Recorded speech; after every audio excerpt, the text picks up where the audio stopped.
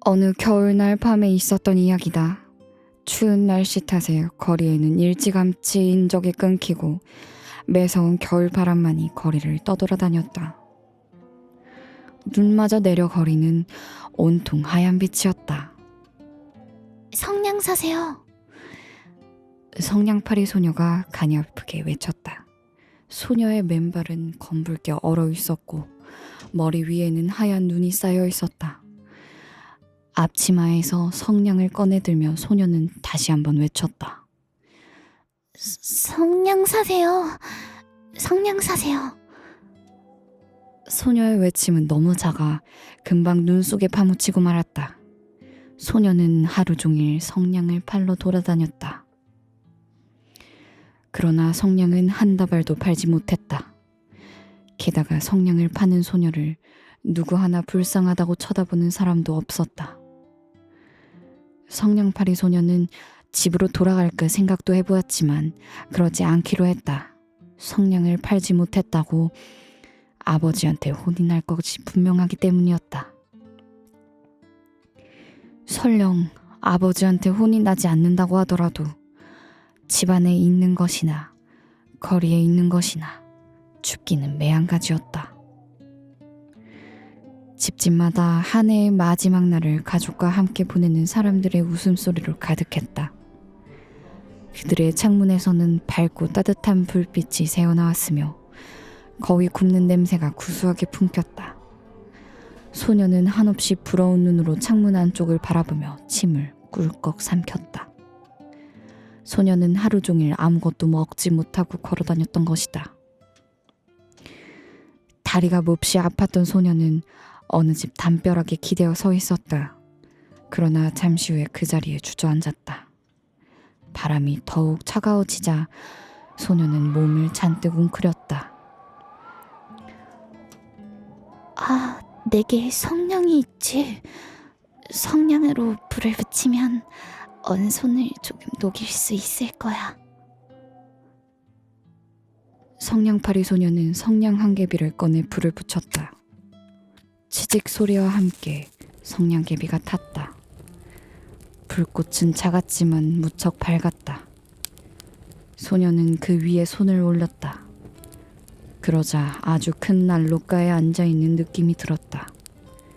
그래서 소녀는 두 발도 녹이기로 했다. 그래서 두 발을 뻗었는데 그만 성냥불이 꺼져버렸다. 소녀는 다시 성냥개비를 꺼냈다. 그리고 불을 붙였다. 그러자 이번에는 잘 차려진 식탁이 보였다. 먹음직스럽게 구워진 거위와 탐스러운 온갖 과일들, 초콜릿 비스킷, 크림이 듬뿍 얹혀진 조각 케이크가 둥근 식탁 가득 차려져 있었다.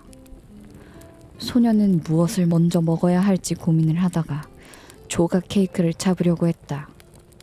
그러나 바로 그 순간에 성냥불이 꺼지고 말았다.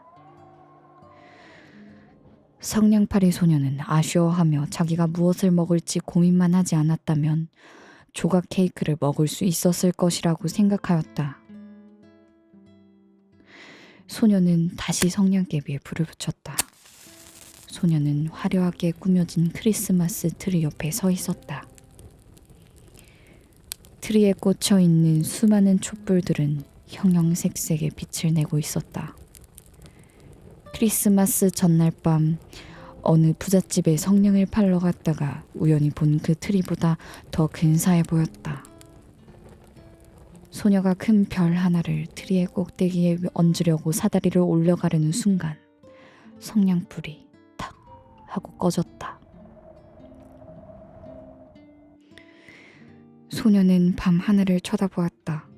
트리에 꽂혀있던 수많은 촛불들이 하늘로 올라가 별이 된 듯 별은 각기 다른 빛으로 반짝거렸다. 그때 별 하나가 떨어졌다. 소녀는 별을 쳐다보다가 할머니께서 해주신 말씀이 떠올랐다. 하늘에서 별이 떨어진다는 것은 한 영혼이 하늘나라로 올라가고 있다는 얘기란다. 소녀는 누군가가 죽어가고 있다고 생각하였다.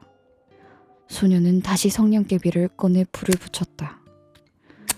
그러자 환한 불빛 속에 할머니의 모습이 보였다. 할머니가 소녀를 보고 따뜻하게 미소를 지어주었다. 할머니 곁에 있고 싶어요. 제발 사라지지 마세요. 제발요.